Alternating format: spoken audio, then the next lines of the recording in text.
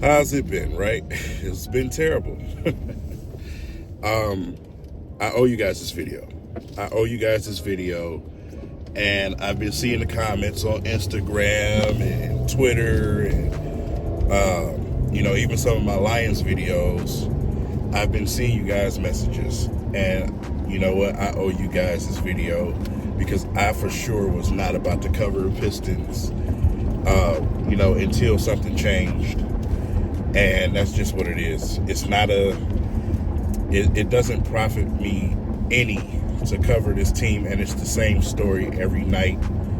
I don't get one red cent for covering the Pistons, and I've been doing it for a long time, so the exhaustion is at an all-time high with this team. So with that said, I'm going to be brutally honest about this Pistons team, and whether you accept it or not, that's up to you. But, it just is what it is. Let me say this. First and foremost, Troy Weaver. A lot of people want to know what I think about Troy Weaver. Should he be fired? The answer is simply no. Not yet. Not yet, at least. I always say I subtract a year every time.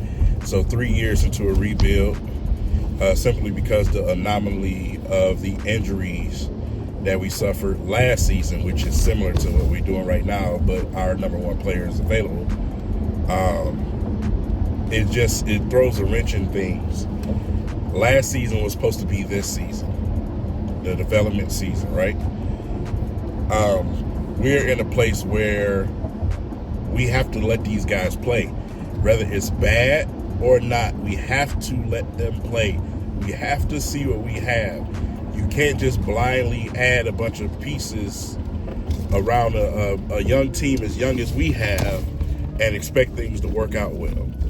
We need to know what we got. And Monty Williams is not only doing his own self-evaluation to see who he wants on this roster, it's a character thing too. And I've been seeing good and bad character when it comes to some of these young dudes on the squad, even some of the vets. You can tell when guys taking nights off. You can tell when guys are giving effort.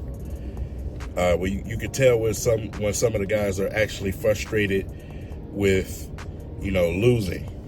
When they're frustrated with other teammates. You can see all of it. If you really pay attention, you can see it all out on the floor.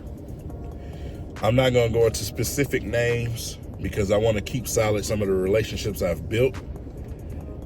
But listen, some of the guys that we praise and worship, they haven't been showing the greatest character. I'll say that. From Monty Williams, from that standpoint, as coach, Monty Williams, he's going to do his evaluation. Whether we like it or not, he's going to do his evaluations. Period. He's going to play who deserves to play. When you come and you show up, y'all get y'all ass handed to you.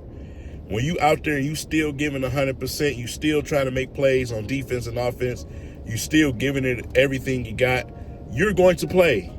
Whether the player that's sitting on the bench is better than you or not.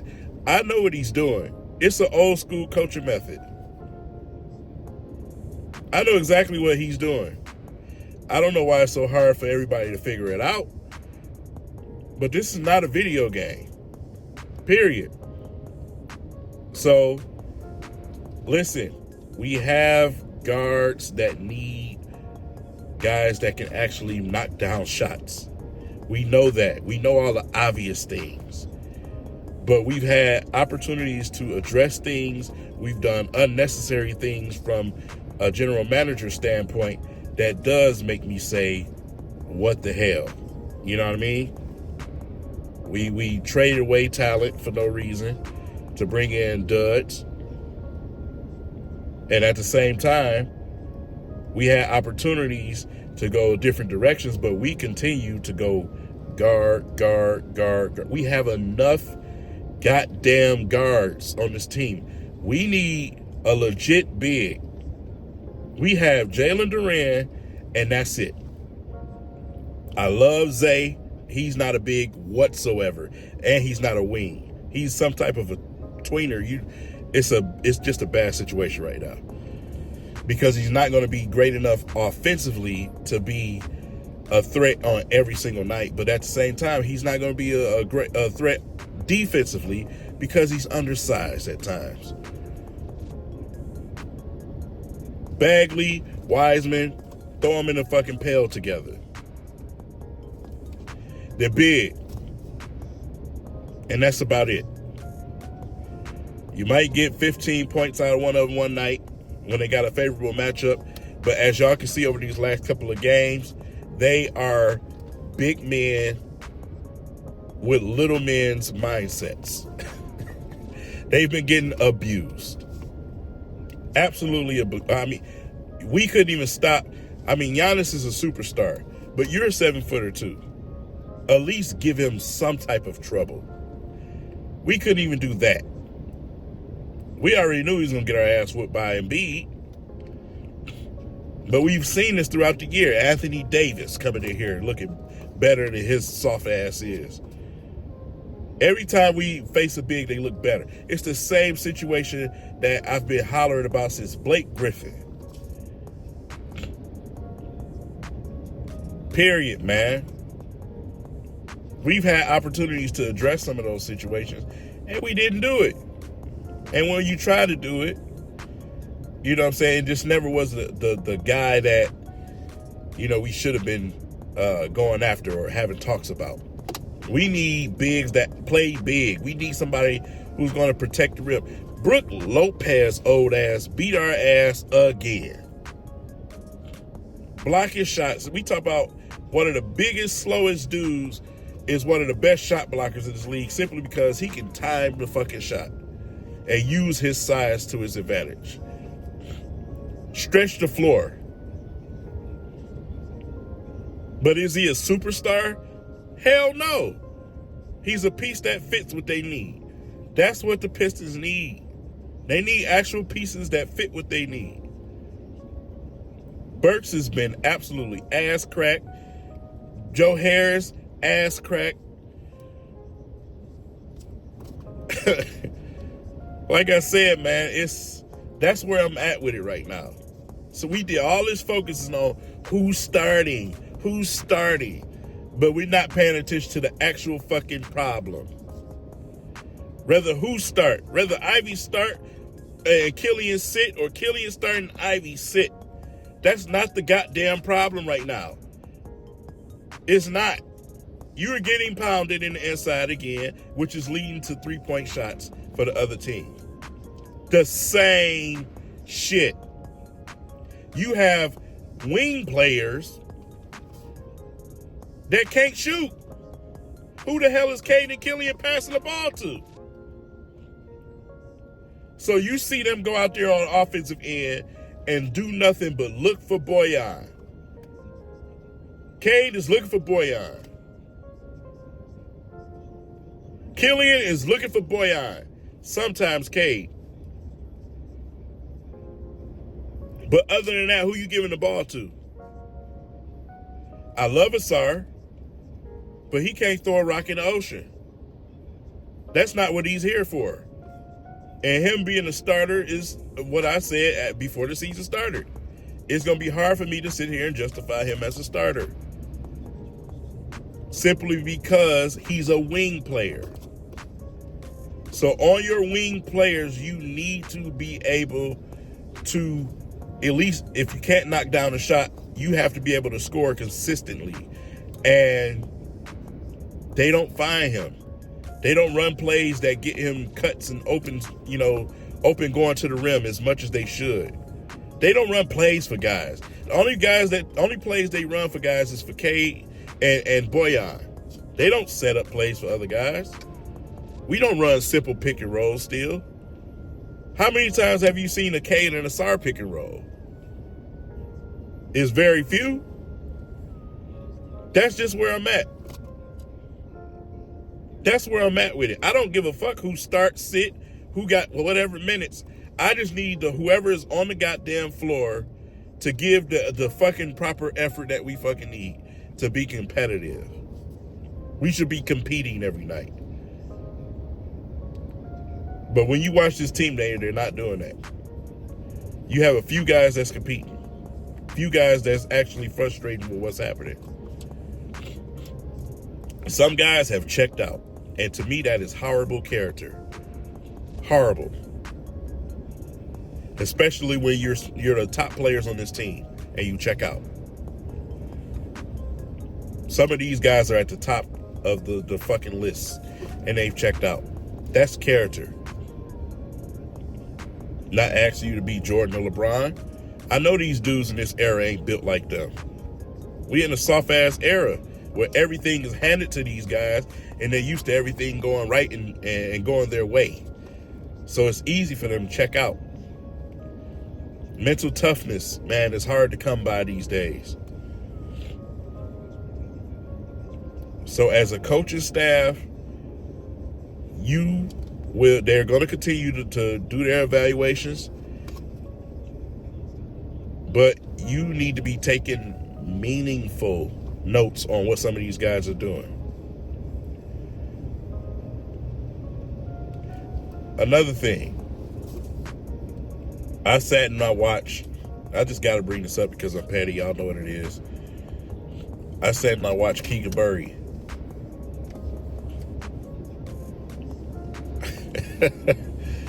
You know, we didn't have a chance to draft him because he got drafted before we could draft him.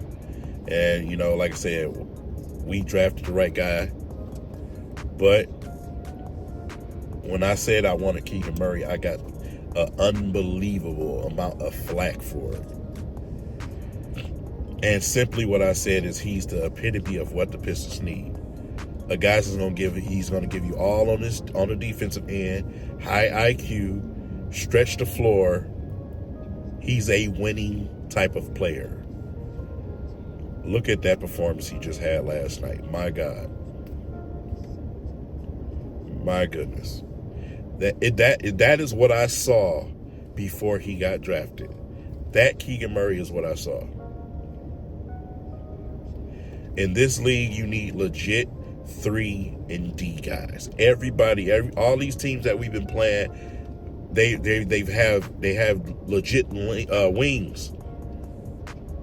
Legit wings that can play some defense and knock down shots when they open. Out there looking lost and all of that. Like, what are we doing? So that's just what it is, man. I had to bring that up because that pissed me off last night. Just remembering some of the stuff that people were saying in the comments. I had to block some guys because they was going wild over that. So, you know, it is what it is. But that's where the Pistons are right now. That's where they are. Until, you know, he's done doing what he's doing and we started to make them moves. Obviously, some rumors out there for, you know, a couple of guys. You know, a couple of guys from the Raptors. A couple of teams. I've seen little rumblings here and there. I just don't think they're going to pull that trigger yet. I think they're going to continue to do their due diligence and see what these dudes can do in adversity. Since the very first time that Monty said that, which a lot of y'all just missed the memo, we're going to evaluate these guys when they face adversity. Well, that's what's happening right now. And we got a stretch that's coming up where the Pistons have another opportunity to come out and win one of these games. It's a little bit lighter since we've got the Milwaukee game out the way. We got Brooklyn twice. So listen, you have opportunities. Take them. Take them. That's where I'm at with it. That's my opinion. Whether you accept it or not, hey, you can think I don't know what the hell I'm talking about, but just know, when it's that time, I'm coming. Like I always do. So, that's just what it is. Yeah, I would say leave it in the comments, but I'm pretty sure I know what everybody's got to say about the team. So, I'm not really interested in hearing a bunch of, you know, complaining and crying and shit. I say it all the time. Go find your ass something to do. Support one of your other teams. Be a better husband, father, brother, son, go find something else to do. Yo, I'm out.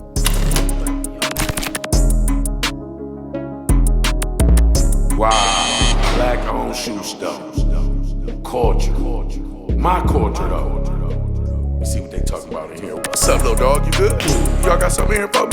I'm talking about exclusive. They got all the dunks? How many dunks they got? Something like these. Y'all got a little vibe in here. They buying shoes, selling shoes. It feels like the culture. They dunking on people. Oh, they doing TikTok. They looking out for the kids. Oh, man, this is great, man. They got all the races working here.